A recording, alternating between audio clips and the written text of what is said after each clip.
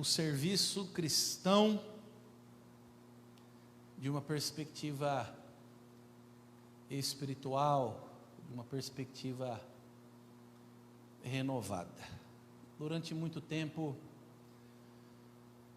a igreja impôs o serviço como algo pesado e condicional. Se o crente não fizesse alguma coisa, ele não alcançaria o favor de Deus.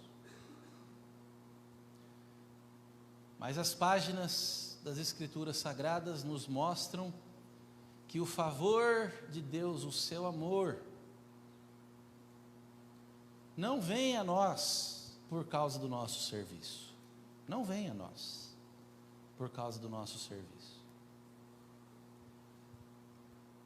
Nos é dado esse amor de Deus apenas por causa de quem Ele é. Porque Ele nos ama e porque Ele nos quer bem, Ele nos deu Jesus Cristo. Nada que nós fizéssemos poderia condicionar essa entrega de Deus. Jesus Cristo não veio ao mundo porque nós merecíamos, porque fizemos algo para merecer. Não. Jesus Cristo veio ao mundo porque Deus amou o mundo de tal maneira que deu o seu Filho, para que todo aquele que nele crê não pereça, mas tenha a vida eterna. Então, fé e amor, é assim que Deus trabalha. Esse é o trabalho de Deus. O trabalho que Deus faz é um trabalho de amor, e é um trabalho que promove a fé. Portanto, todo trabalho que fazemos que não demonstra também amor e fé, meus queridos irmãos e irmãs, é um trabalho vão. Todo serviço que prestamos que não mostra amor e não mostra fé, é um trabalho vão. Porque se não mostra amor, não mostra Deus, porque Deus é amor. E se não mostra fé, não mostra a graça de Deus, porque pela graça nós somos salvos mediante a fé. Trabalho desprovido de amor e de fé é um trabalho que esconde o Senhor e o meio pelo qual Ele nos alcança. Por isso a caridade não pode ter valor de salvação. Por isso as boas obras não podem ter valor de salvação. Qual é o trabalho que não é vão então? O apóstolo Paulo diz aqui em 1 Coríntios 15, 58, portanto, meus amados irmãos, sede firmes e inabaláveis, e sempre abundantes na obra do Senhor, sabendo que no Senhor vosso trabalho não é vão. Esse capítulo 15 da primeira carta aos Coríntios é um capítulo muito especial, fala sobre a ressurreição. Então, ao contrário do que as pessoas dizem, pegando esse versículo isolado, permanecer firmes e inabaláveis não é no serviço, é na fé. Na fé no Cristo vivo, fé na ressurreição. Firmes e inabaláveis na ressurreição de Jesus Cristo, nessa fé. Ninguém, nenhum ser humano do mundo é inabalável no serviço. Todo ser humano cansa. Todo ser humano tem um limite. Todo ser humano se desgasta. Permanecer firme e inabalável é na fé. Na fé em Cristo, na ressurreição de Jesus Cristo. Essa fé sim, ninguém pode arrancar de nós. Ninguém. Nada e nem ninguém. Nunca. Mas o trabalho do Senhor tem de ser abundante. Abundante. E nós sabendo que nele, no Senhor, o nosso trabalho não é vão. Portanto, duas coisas aqui. Nós temos os nossos limites Mas os nossos limites não nos impedem de sermos abundantes no trabalho do Senhor. Porque ainda que estejamos cansados e precisemos mudar algo na forma como servimos, e todos passamos por isso, As últimas pesquisas aí dizem que cerca de 10% da membresia das igrejas se envolve com a liderança. Então nós temos apenas 10% da membresia das igrejas, em média, envolvidas com o trabalho da liderança. Então nós temos muitas pessoas, nós temos poucas pessoas fazendo muitas coisas. E às vezes alguém precisa de um tempo, precisa mudar algo, precisa entregar algum cargo, precisa descansar um pouco de algum trabalho, e isso é natural, meus queridos. Veja que ignorar essa nossa humanidade pode nos deixar doentes, e nos fazer olhar para a casa de Deus como algo ruim, pesado, duro, difícil. Não, estou fazendo isso, estou cansado, não aguento mais, mas olha, não posso parar, tenho que continuar. Não, se tem algo que precisa ser mudado, tem de ser mudado, precisa ser mudado, para que a casa de Deus seja gostosa, para que a casa de Deus seja um prazer, uma alegria nas nossas vidas. Deus não quer ninguém doente trabalhando na sua casa, não, por causa do serviço da casa de Deus. Deus não quer que nenhum de nós sirva até ficar doentes. Não, Deus não quer isso. Isso não significa trabalho abundante. Isso significa ativismo irresponsável. Nós vamos ver aqui. Nós podemos ser abundantes na obra do Senhor sempre, dentro dos nossos limites. E Deus conhece os nossos limites e Ele nunca pede de nós mais do que podemos dar. Nunca. Pedro uma vez disse para Jesus: Senhor, para te servir, por amor a você, deixamos a nossa família, nossa esposa, deixamos tudo para trás. Jesus falou: Pedro, você tem percebido que quem precisa renunciar essas mais caras e importantes coisas, recebe uma recompensa 100 vezes mais, irmãos, mães e esposas.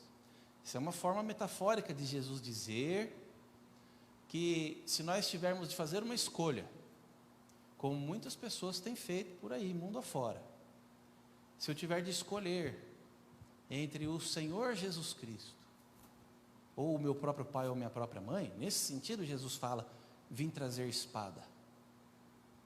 Se eu tiver de escolher, eu preciso escolher o Senhor e pagar esse preço. É o custo do discipulado. Mas de forma alguma isso está relacionado com o marido ou com a esposa que tem marido ou esposa crente. De forma nenhuma. A minha esposa é crente e eu perdi o meu casamento no serviço do Senhor. Isso não existe no reino de Deus. Meu casamento terminou, acabou por causa do meu ministério. Nunca, jamais o Senhor faria uma coisa dessa. Nunca, de forma nenhuma. Vamos entender então um pouquinho mais sobre como esse serviço se manifesta no nosso meio de forma espiritual.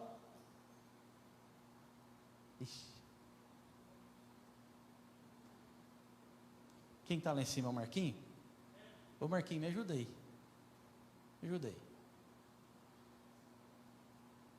Vamos entender. Lucas 10, 38 a 42.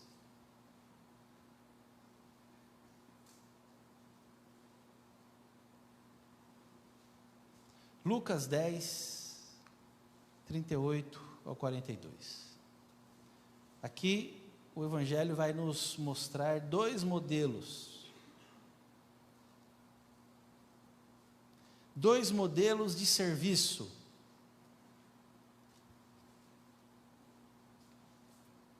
Lucas, Evangelho de Lucas, o segundo livro do Novo Testamento, capítulo 10.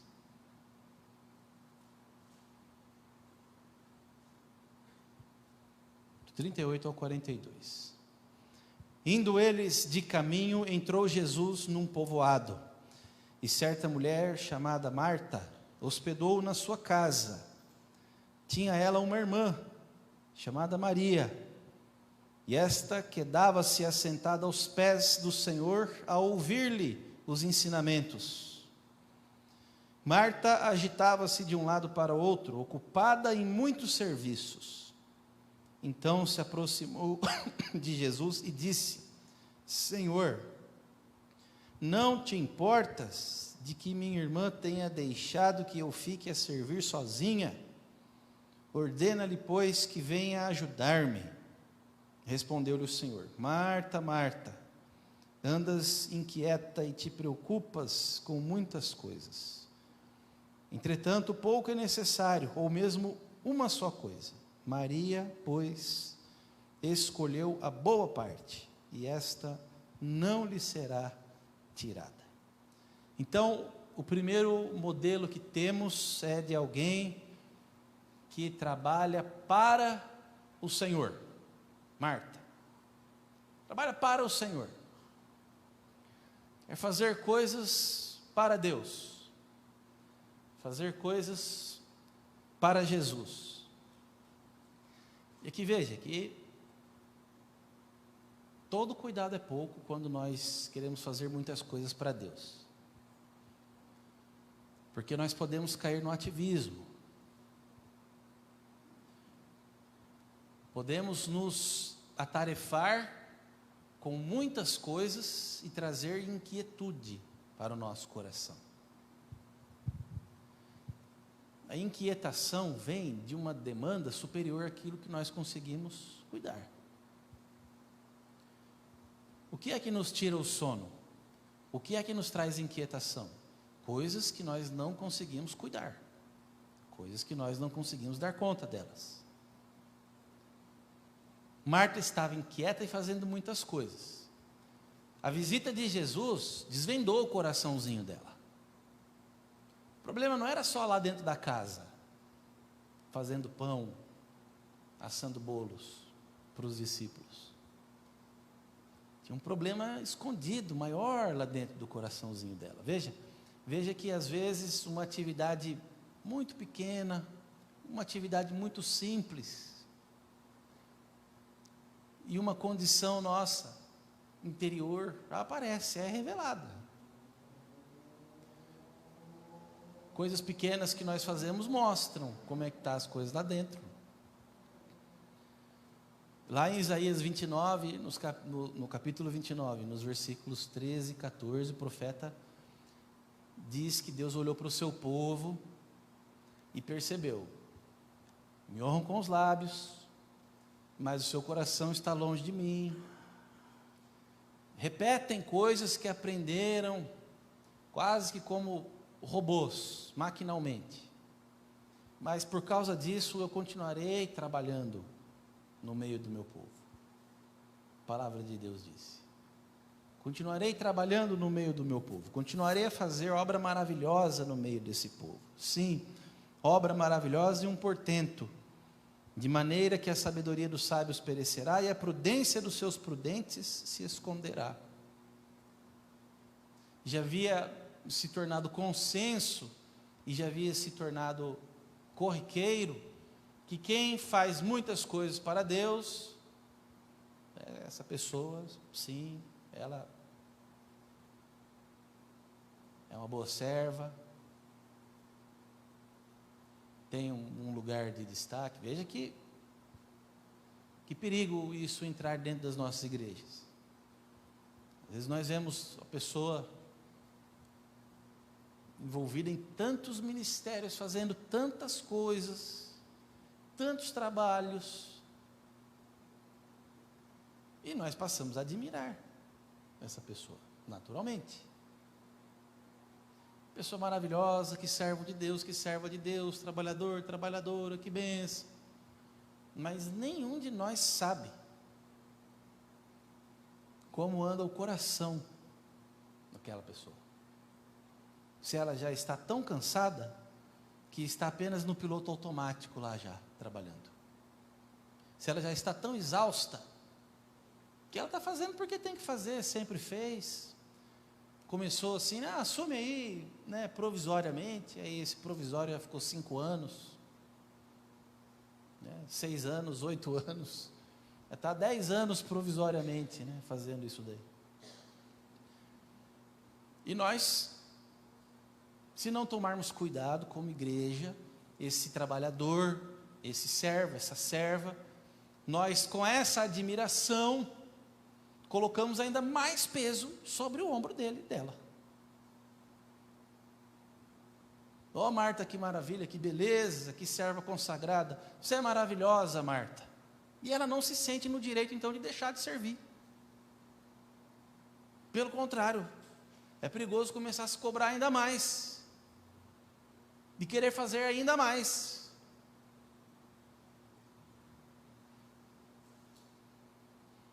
Meus irmãos, eu preciso que vocês entendam o caminho que eu estou fazendo aqui. Eu não estou pedindo para ninguém parar de trabalhar na igreja, hein? Eu sei que está parecendo isso, mas não é isso, tá bom? Mas não é isso, pelo contrário. O que eu estou querendo dizer é que nós precisamos de mais pessoas. É isso que eu estou querendo dizer. O que eu estou querendo dizer é que nós precisamos de mais pessoas. O que eu estou querendo dizer é que tem gente sobrecarregada, hein? Entre nós, precisando de ajuda.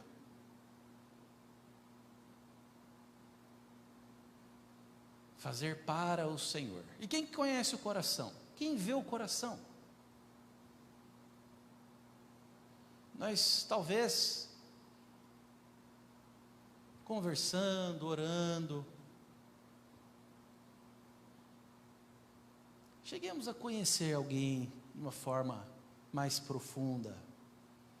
Mas quem é que olha lá dentro do coração e vê a pessoa como ela realmente é? Só o Senhor. Só Deus sabe pelo que alguém passa. Nessa dinâmica de coisas para fazer na igreja. Nenhum de nós consegue olhar lá dentro. Tem gente trabalhando na igreja achando que faz isso para alcançar a salvação? Tem. Às vezes não é nem conscientemente, às vezes é inconscientemente, mas tem gente que trabalha assim na igreja.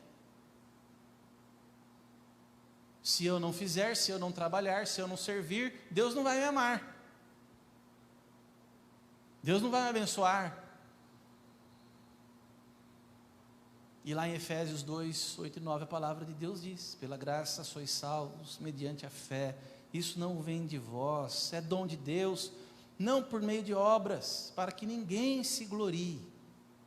Não tem nenhuma obra que nós possamos fazer, nenhum trabalho, nenhum serviço, nada que possamos dedicar para o Senhor, que vai fazer com que Ele nos ame mais. E também não há nada que possamos fazer, dedicar e consagrar para o Senhor, que vai fazer com que Ele nos ame menos. Mas, Senhor, estou te oferecendo um serviço aqui, será que esse serviço é excelente, é o melhor que eu posso fazer, é o melhor que eu posso dar? Tem gente que se cobra bastante assim. Mas isso vem de uma sobrecarga, isso vem de uma doutrina pesada, isso vem de uma imposição de anos. Às vezes a pessoa cresceu ouvindo isso, que você precisa fazer coisas para Deus, para Ele te abençoar. E nenhum de nós precisa fazer nada para Deus, para Ele nos abençoar. Pensa por um instante, quem é Deus e quem somos nós? Do que é que Deus precisa de mim? O que eu posso dar a alguém como Deus que não tenha? Nada.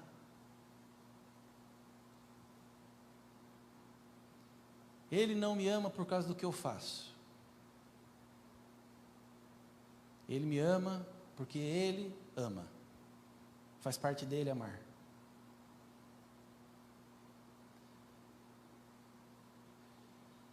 Tem gente que trabalha na igreja por causa do seu próprio ego? Tem.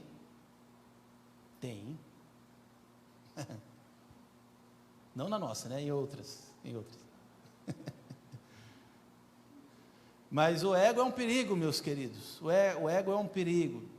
E geralmente ele não aparece logo de cara, não. Geralmente ele vai aparecendo aos poucos. Vai se mostrando aos poucos. Geralmente ele vai aparecendo devagarzinho. Filipenses capítulo 2, nos versículos 3 e 4, o apóstolo de Jesus Cristo diz assim: nada façais por partidarismo ou vanglória, mas por humildade, considerando cada um os outros superiores a si mesmo. Não tenha cada um em vista o que é propriamente seu, senão também cada qual o que é dos outros. Não há espaço para o ego no serviço espiritual da casa de Deus, porque o ego sempre põe tudo a perder. O nosso ego humano, ele consegue pegar uma coisa tão linda quanto é o serviço e estragar.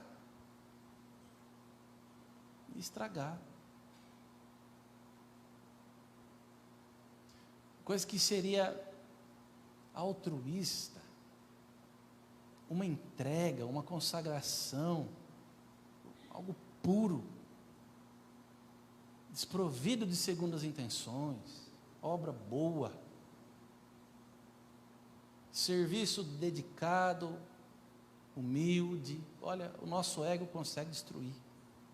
Quando ele entra no meio do serviço, acaba. Destrói a beleza do serviço cristão. Não sobra nada de valor. O meu ego pega coisas tão bonitas e transforma em vaidade, mesquinharia.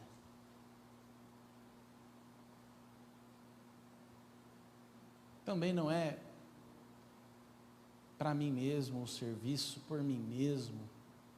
Não é uma imposição do meu ego.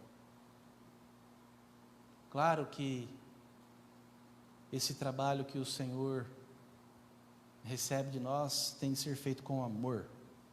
É o que Paulo diz em Romanos 13, de 8 a 10. E diz que nós estamos sempre devendo o amor uns aos outros, sempre. E diz: a ninguém devais coisa alguma, nada, exceto o amor com que vos ameis uns aos outros.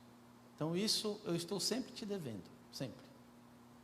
E quero pagar essa dívida. É a dívida do amor, é a única que nós temos. Em Cristo, nenhum de nós deve nada a Deus. Que obra eu devo a Deus? Nenhuma. Porque o Senhor aceitou a obra de Cristo, e aquela obra que Cristo fez, ela também é substitutiva. Jesus morreu na cruz por nós, é verdade, mas Ele também morreu naquela cruz por mim, pessoalmente. Oi? Exatamente. Esse escrito de dívida que temos foi rasgado na cruz. Ninguém deve mais nada a Deus, os que são da fé, hein? Os que são da fé. Porque ninguém deve nada a Deus. Deus cobra até o último tostão, não é? Ou usando a linguagem bíblica melhor, até a última gotinha do cálice da ira vai ter que ser sorvido.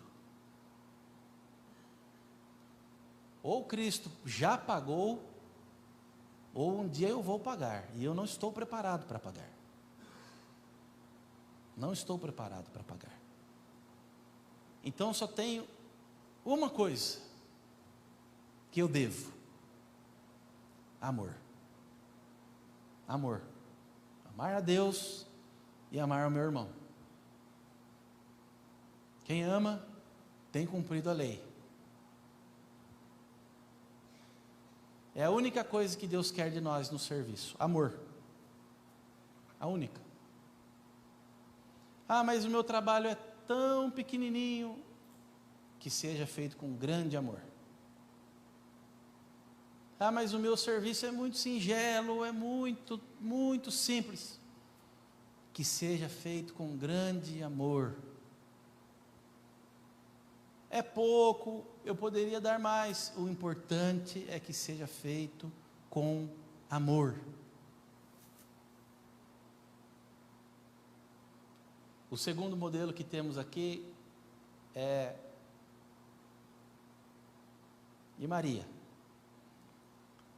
que estava trabalhando com o Senhor, não para o Senhor. E eu creio que esse seja o melhor caminho para nós.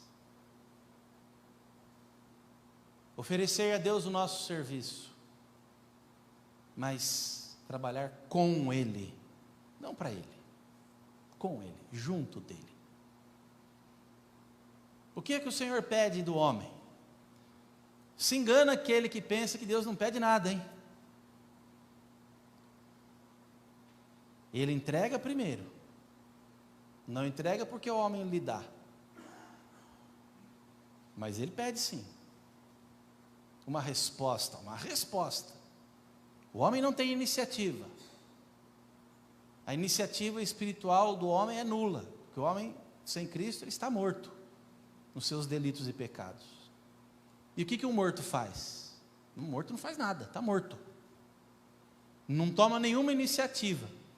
Mas uma vez que nós fomos vivificados, uma vez que recebemos vida em Cristo, nós podemos responder ao que Deus pede.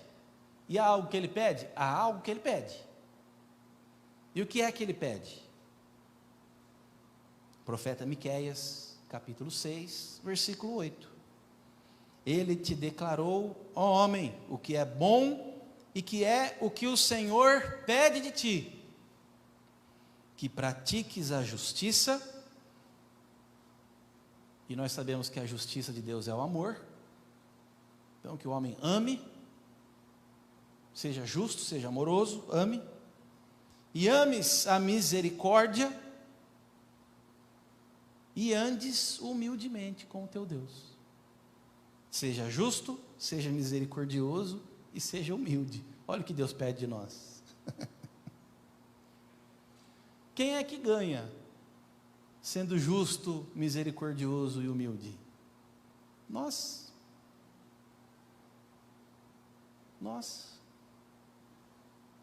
Pessoa amorosa, justa, pessoa misericordiosa e humilde é uma pessoa feliz.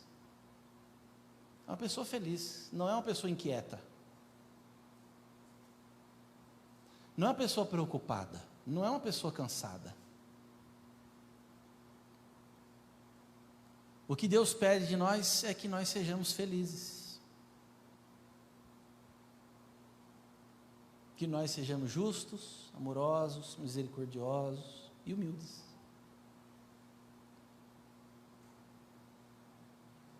Essas virtudes livram o homem de todos os pesos e angústias desse mundo.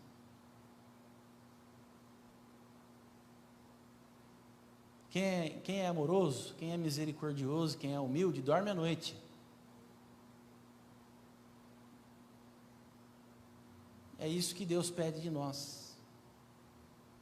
Que nós sejamos felizes, tenhamos um sono leve.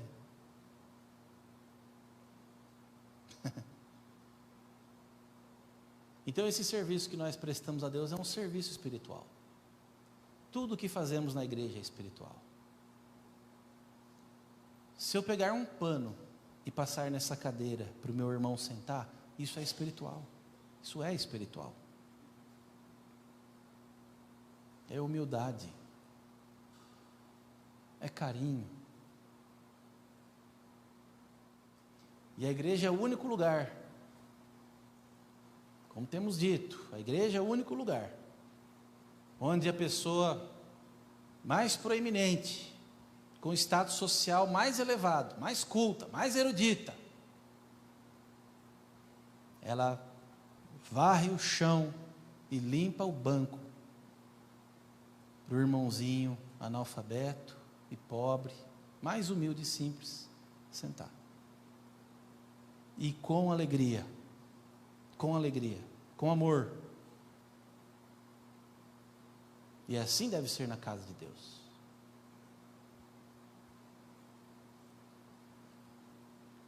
Essa forma de trabalhar com o Senhor. Veja, Maria estava aos pés de Jesus. Que coisa gostosa. Que coisa maravilhosa. Jesus disse que é a boa parte. E ninguém pode tirar a boa parte. A companhia do Salvador. Essa é a boa parte. Ouvir sua voz. Ouvir os seus ensinamentos. Enquanto fazemos, seja o que for. Seja na área que for. Na música, na organização, no ensino. Seja onde for. E seja qual for o nosso serviço. Escondidinho, estourando uma pipoca lá na cozinha para os adolescentes, na sexta-feira. Isso é um serviço. Isso é um serviço espiritual. E quem está lá escondidinho, não aparece, estourando pipoca na cozinha para os adolescentes, está lá estourando pipoca com Jesus. Jesus está junto. Tem coisa mais gostosa do que isso? Pois não. Pois não. Desculpe, eu ainda quero falar. Pois não, claro, minha querida, imagina. Esse serviço que a gente faz na igreja, com Jesus, às vezes é o mais fácil que tem, porque é na igreja. Eu venho aqui, fico 1 hora aqui e vou embora. Aí as outras 23 horas do meu dia, eu ainda sou um ser espiritual, trabalhando com Jesus. É isso que eu queria dizer. Ótimo. Trabalhando com Jesus. Na igreja, é só ali. As pessoas falam, nossa, mas esse irmão, quando morrer, vai direto para o céu. Mas tem as outras 23 horas, o resto da minha vida. Então, uma vez que nós somos vivificados, aí, trabalhando assim como Maria, que escolheu ficar aos pés de Jesus, mas não significava que o trabalho de Marta não era necessário. Só a reclamação dela que foi meio demais, né? Exatamente. Nem que e Jesus estava ali, mas ela estava tão inquieta e atarefada que não percebia. Esse é o ponto. Obrigada. Imagina, nós que agradecemos. Essa companhia de Jesus, ela está presente. Jesus nunca deixa, Jesus nunca vai embora da sua tenda. Ele habita com o seu povo. Nós é que não percebemos que Ele está ali.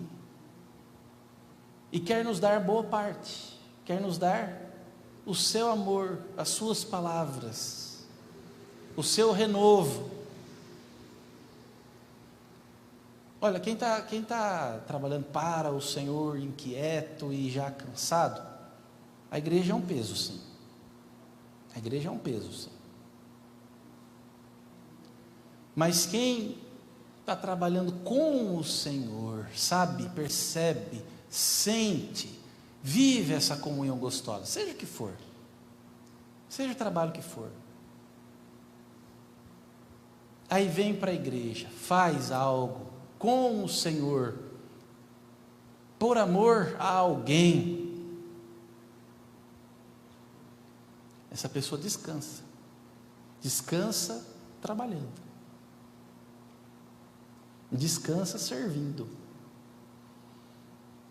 Quando a gente serve assim, a gente volta para casa renovados, A gente volta para casa renovado, a gente volta para casa melhor do que quando a gente chegou. A igreja faz bem para nós. A igreja é gostosa, nós não vemos a hora de vir para a igreja. Essa é a diferença de trabalhar com o Senhor, aos pés de Jesus, desfrutar de sua companhia, apreciar a sua companhia. Esse é o serviço espiritual que o crente presta. O Senhor Jesus está sempre presente. E quando o Senhor Jesus Cristo está presente, se Ele está presente, há renovo, há alegria, há paz. A casa de Deus se torna um lugar gostoso para nós. Mas quando nós ficamos fazendo para Ele, coisas e coisas e coisas, e inquietos, e exaustos, e cansados, então nós não desfrutamos da companhia dEle. Essa é a boa parte. A companhia de Jesus. Em Marcos, no capítulo 3, nós temos também a descrição de algo muito parecido, só que mais aplicável aos discípulos e que nós podemos também tomar para as nossas vidas hoje.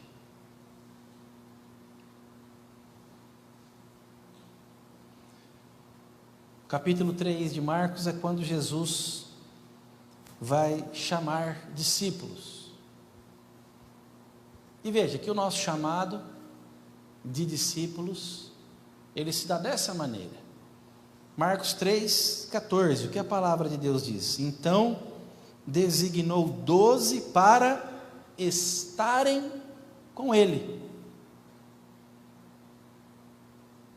É assim que começa o discipulado. É assim que começa o serviço. Estar com Jesus é o primeiro e mais importante. Estar com Jesus, assim como Maria. Os 12 apóstolos foram chamados para estarem com Jesus.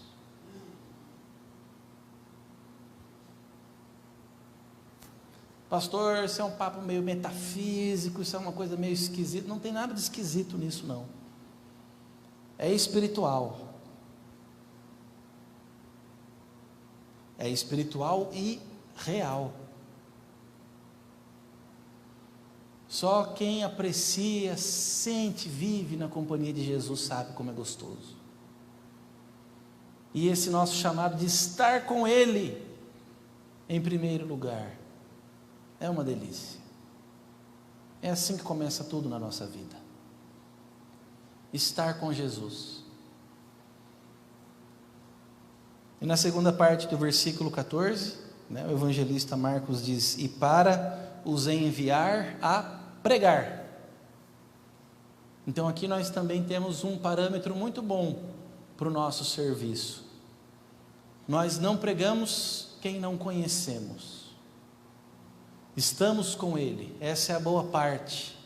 Servimos com Ele, então nós conhecemos aquele que pregamos. É muito diferente. Muito diferente. Não é aquela avidez pela ortodoxia a qualquer preço, empurrada goela abaixo. Não é mera doutrina, é doutrina viva. É verbo que se fez carne e habitou entre nós. Nós pregamos aquele que conhecemos, que amamos. Essa é a forma certa de servir a Jesus e de pregar a Jesus. Pregar é um serviço bendito? É um serviço bendito e maravilhoso. Mas também é possível pregar sem estar com Jesus. E dá para perceber. Quem serve na pregação assim, para Deus. Mas como é gostoso ouvir alguém que prega, que serve assim, e que está com o Senhor. É diferente. Pois não, seu Délio? O André vai levar o microfone para o senhor.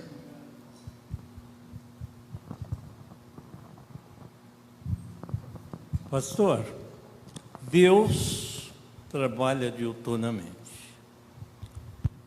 Todos nós, quer o pastor, o músico, o violino bem tocado, o mestre, aqueles que deixam pegadas têm seguidores.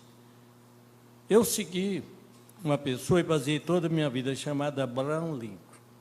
Tanto que eu terminei o primário, com 20 anos, eu tinha o segundo ano primário ainda.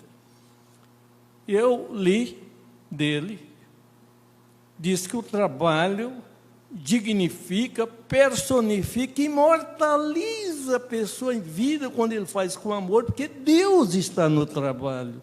Aquilo me empolgou tanto. E eu sigo muito esse senhor, as pegadas dele.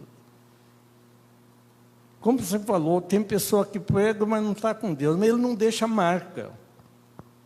Quando a pessoa faz o trabalho que imortaliza, ele deixa a marca e tem seguidores em todos os ramos, em todos. Eu creio que Deus está implicitamente em todos os trabalhos. E o progresso, o grande progresso, eu acredito que é a mão de Deus. E gostei muito porque essa aula é uma aula de conscientização, porque os ensinamentos têm duas vertentes. Ou ensinam coisas novas, ou a gente recicla coisas que ficaram por trás. Deus abençoe pela sua aula. Amém. Amém. Obrigado, seu Délio, querido.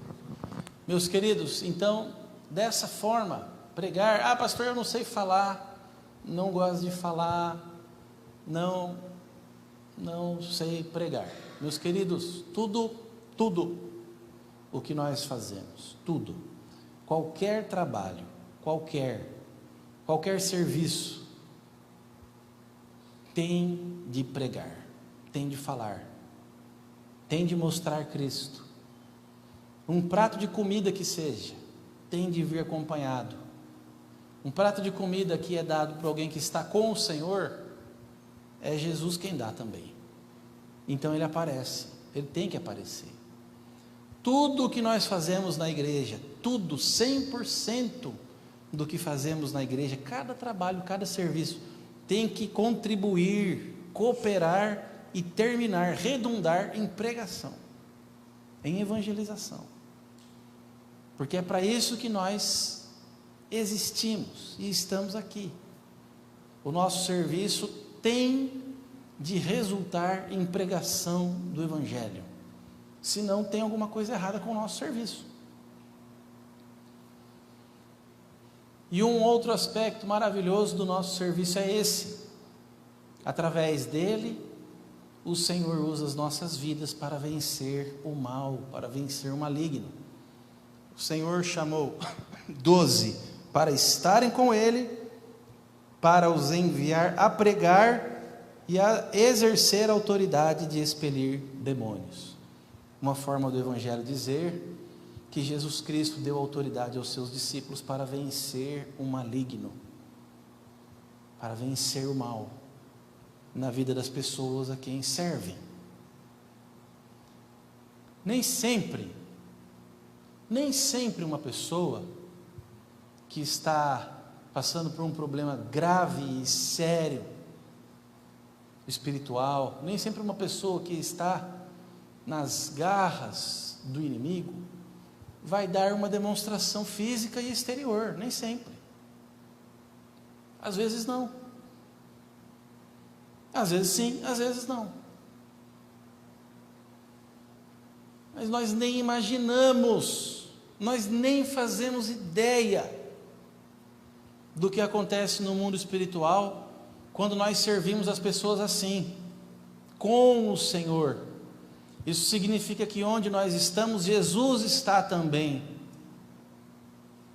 com um serviço amoroso, humilde, que redunda em evangelho, na manifestação do evangelho. E às vezes o nosso serviço naquele dia foi um abraço e uma oração. Pessoa que está sofrendo, vem aqui me dá um abraço, vou orar com você.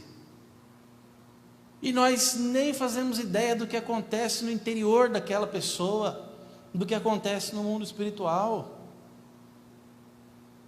E ainda bem que nós não temos, viu, meus queridos? Porque nós não fomos criados, a nossa própria estrutura física, humana, não foi criada por Deus para ter contato prolongado e para o tempo todo estar nessa realidade aí, espiritual tão intensa, tão difícil. Ninguém aguenta.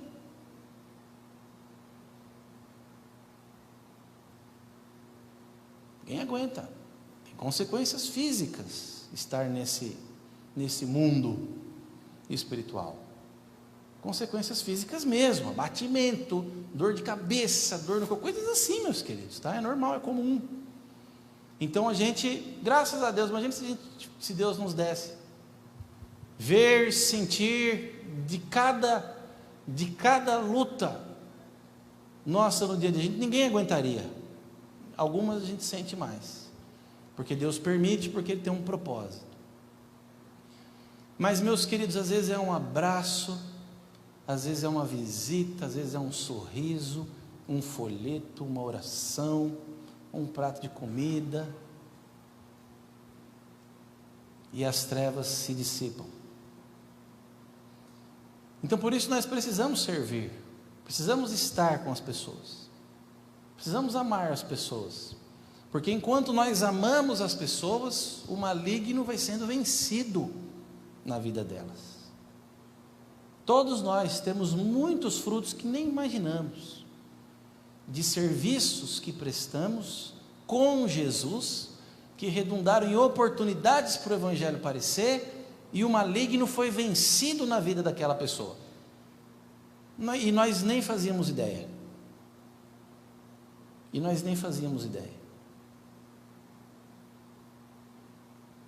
Por isso, para nós encerrarmos, né? Temos de ser abundantes na obra do Senhor. Por isso temos de ser abundantes nesse serviço. E isso significa amar abundantemente. Isso significa abundância da presença de Jesus. Não loucura, ativismo e aquela coisa alucinada do irmão quase precisar colocar uma beliche na igreja, né? Às vezes Deus não quer isso não. Essa exasperação, essa alucinação, esse ativismo, não. Isso não é sinônimo de abundância. Não é. Jesus quer muito amor, amor abundante. Jesus quer que nós abracemos as pessoas, oremos com elas, estejamos com elas. Isso sim é abundância. Amar muitas pessoas. E nós temos ou não temos oportunidade para amar muitas pessoas todo dia? Olha no seu ambiente de trabalho, quantas pessoas estão ali precisando ser amadas? É serviço ao Senhor. Olha dentro do seu lar, quantas pessoas precisando ser amadas? É serviço ao Senhor. Sejamos abundantes, meus queridos, em amar e em servir, porque assim o reino de Deus cresce e assim o maligno é derrotado entre nós. Deus nos abençoe. Temos ainda 3 minutos, se alguém quiser participar, perguntar. Mazine, por favor. O André vai levar o microfone até você.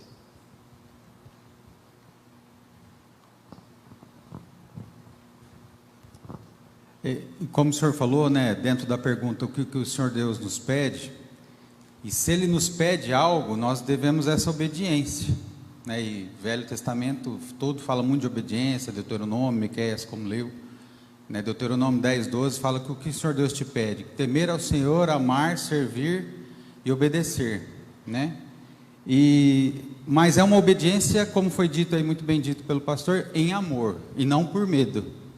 Eu acho que é muito importante a gente ter isso em mente. A gente obedece por amor, como está em 1 João, porque Ele nos amou primeiro. E o verdadeiro amor lança fora todo medo. né? Deus tem tocado muito no meu coração em relação a isso, a gente servir porque a gente ama, né? É uma obediência sim, mas não é pesada, né? É uma obediência por amor, né? Mazini, maravilhosa a sua colocação, para nós lembrarmos de que o serviço não é automaticamente o que nos credencia a entrar pelo reino, né? É o amor e a fé. Algumas pessoas, né, no dia do juízo falaram: Senhor, mas em teu nome profetizamos, expulsamos até demônios. Jesus fala: não conheço vocês, não conheço vocês, porque é possível profetizar sem amor.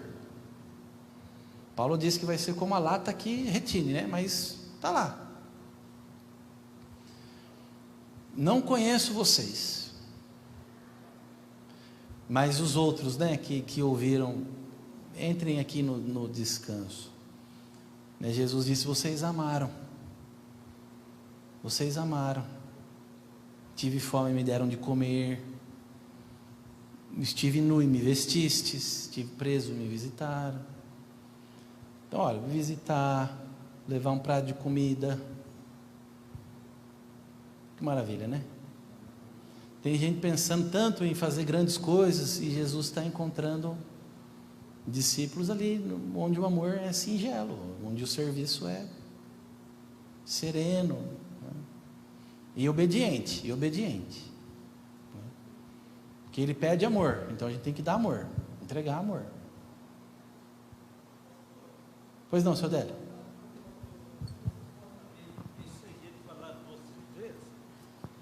Mas quando o coração da gente não vai nem para a esquerda nem para a direita, no centro, Deus ordena, e vê coisas tão grandiosas passar perto, nós não podemos deixar em brancas nuvens. Hoje eu quero falar aqui do conjunto, pastor, é sintetizar muito rápido.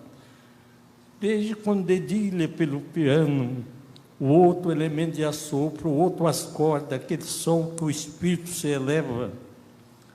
Aí vem o cântico, uma grande expressão, os ensinamentos, o silêncio de todos nós, que o silêncio é uma verdadeira prece. Pastor, o senhor falando, eu conjecturando, todo esse conjunto, eu tenho percebido que é feito com muito amor, e o amor é uma das mais elevadas expressões de Deus. Eu vejo essa grandeza nessa congregação, pastor, glória a Deus. Glória a Deus, Deus seja louvado. Mais alguém gostaria de participar? Como o professor Pellegrini dizia, né? Não vamos atrasar o macarrão da cotinha, né? Vamos então nos colocar de pé para orarmos? Vamos encerrar com uma oração. Senhor, muito obrigado, porque Tu nos permites servir ao Senhor. É um privilégio poder servir a Ti, Senhor. E queremos fazer isso com Jesus, junto do Salvador, todo o tempo, todos os dias. Que as nossas mãos estendidas sejam as mãos de Jesus Cristo. E que tudo o que fizermos, ó Deus, seja em atos, seja em palavra, que possamos fazer em o nome de Jesus Cristo e para a glória de Deus Pai. Que haja muito amor entre nós, em tudo o que fizermos. Pai querido, desperta mais pessoas para trabalhar na Tua casa, para trazer também alívio aos que estão servindo há muito tempo em muitos lugares, em muitas áreas. Que ninguém entre nós se sinta assim, ó Deus, exausto, cansado. Que ninguém entre nós considere a Tua casa um peso, Senhor. Que ninguém entre nós adoeça por causa do serviço. Mas que seja sempre tudo muito leve, sereno, manso. E que a luz do Senhor possa vencer todas as nossas batalhas enquanto servimos. Tudo o que fazemos ó Deus, é expressão do nosso serviço amoroso ao Senhor e aos nossos irmãos. Em nome de Jesus. Amém. Deus abençoe a todos. Mais tarde, às 19 horas, estaremos reunidos e teremos a ceia do Senhor em nosso culto hoje.